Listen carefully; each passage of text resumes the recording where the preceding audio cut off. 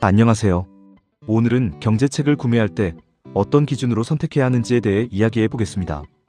요즘 경제 공부를 시작하려는 분들이 정말 많습니다. 그런데 막상 서점이나 인터넷 서점을 보면 경제책이 너무 많아서 어떤 책을 선택해야 할지 고민이 되는 경우가 많습니다. 사실 경제책은 아무거나 고르면 오히려 경제 공부가 더 어려워질 수도 있습니다.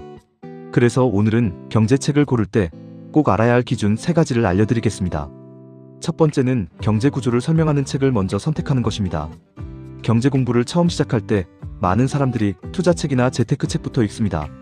하지만 사실 이것은 순서가 조금 잘못된 방법일 수 있습니다.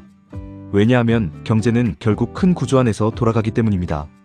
예를 들어 왜 물가는 오르는지, 왜 금리는 올라가는지, 왜 어떤 산업은 성장하고 어떤 산업은 침체되는지, 이런 기본적인 경제 구조를 이해하지 못하면 투자나 재테크 정보를 봐도 제대로 이해하기 어렵습니다. 그래서 처음 경제책을 선택할 때는 경제 시스템을 쉽게 설명해주는 책을 먼저 읽는 것이 좋습니다. 두 번째 기준은 어려운 경제학 교과서를 피하는 것입니다. 경제 공부를 시작하면서 경제학 교과서를 선택하는 경우도 있습니다. 하지만 이런 책들은 대부분 대학 전공 수준으로 작성되어 있기 때문에 처음 접하는 분들에게는 상당히 어렵습니다. 경제학 교과서는 보통 그래프, 수식, 이론 중심으로 설명되어 있기 때문에 경제 초보자가 읽으면 흥미를 잃기 쉽습니다. 그래서 처음에는 스토리 형식이나 사례 중심으로 설명하는 책을 선택하는 것이 좋습니다. 예를 들어 실제 경제 사건이나 시장 사례를 통해 설명하는 책은 훨씬 이해하기 쉽고 재미있게 읽을 수 있습니다. 세 번째 기준은 돈에 대한 관점을 알려주는 책을 선택하는 것입니다. 경제 공부는 단순히 숫자를 배우는 것이 아니라 돈을 바라보는 관점을 배우는 과정이기도 합니다.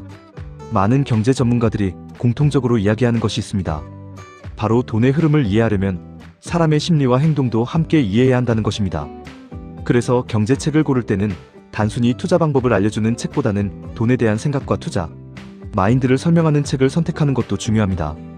이런 책들은 우리가 돈을 어떻게 바라봐야 하는지, 그리고 왜 사람들은 같은 상황에서도 다른 선택을 하는지 설명해줍니다. 마지막으로 경제책을 고를 때 기억해야 할 가장 중요한 순서를 말씀드리겠습니다. 경제 공부는 보통 다음과 같은 순서로 하는 것이 좋습니다. 첫 번째는 경제 구조를 이해하는 책, 두 번째는 돈과 투자 마인드를 배우는 책, 세 번째는 투자나 재테크 전략을 설명하는 책입니다. 이 순서로 공부하면 경제를 훨씬 체계적으로 이해할 수 있습니다. 오늘 내용 정리해 보겠습니다. 경제책을 선택할 때는 첫 번째, 경제 구조를 설명하는 책을 먼저 읽고, 두 번째, 너무 어려운 경제학 교과서는 피하고, 세 번째, 돈에 대한 관점을 알려주는 책을 선택하는 것이 좋습니다. 이 3가지 기준만 기억해도 경제 공부를 훨씬 효율적으로 시작할 수 있습니다.